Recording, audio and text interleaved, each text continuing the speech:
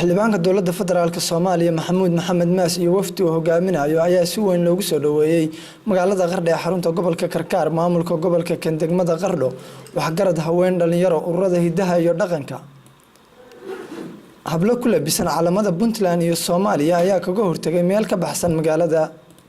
xildhibaanka ayaa markii uu soo gaaray goobtii lagu soo dhaweynayay gacan qaaday shacabkii iyo madaxdii soo dhaweysay waxaana loo soo galbiyay gudaha magaalada Qardho sidii soo dhaweysay xildhibaanka ayaa ka hadashay dareenkooda ku aadan soo dhaweynta xildhibaanka cusub ee dowladda federaalka Soomaaliya xildhibaanka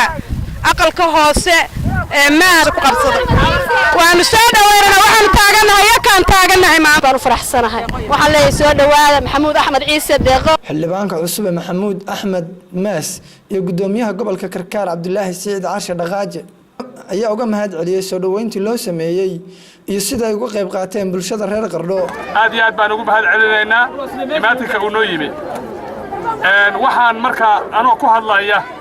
shacab weynaha reer Karkaar waftiga uu hogaaminayo xildhibaanku waxaan leeyahay mar labaad iyo mar saddexaad soo dhawaada ku soo dhawaada gurigeena ku soo dhawaada magaaladeena ku soo dhawaada cidii dadkii aad mas'uulka u hayseen inta soo dhaweysana aad iyo aad baan ugu mahad celinayaa xaqiiqdii way muuqataa oo war indha dhaama ilaa saaka sida qorraxda loo taagnaa oo xildhibaanka iyo intii la socotay waftiga hogaaminayay sida loo soo dhaweeyay way ka miirkaygu wuxuu ii ogolaan waayay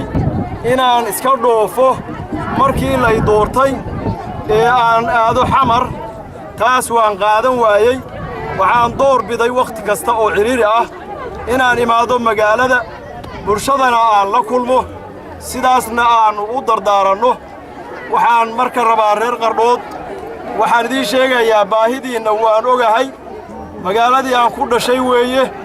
gobolkii aan ku barbaaray weeye meeshaan wax ku bartay weeye dareenkaygu waa la socdaa dadka waana qaannaa baahida ay magaaladu leedahay waxaan la socdaa horumarka xagga waxa loo baahan yahay oo dhan markaan doorashada kaambeynkeeda ku jiray hore ayaan u qorshaystay baahida deegaanka iyo dadka insha allahu tacaala waxaan ilaahay ka baryayaa inuu ii fududeeyo waxaan rabaa hal kelmada inaan idhaahdo waxaa la soo galay loolan siyaasadeed oo xoogaa muddo dheer socday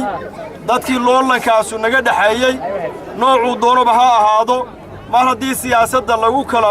baratanka haddii lagu kala badiyo waxa la iyo wixii horay u jiray waa xaladhalay halka ayaa lagu dhaafaa Maxamuud Yuusuf Caamir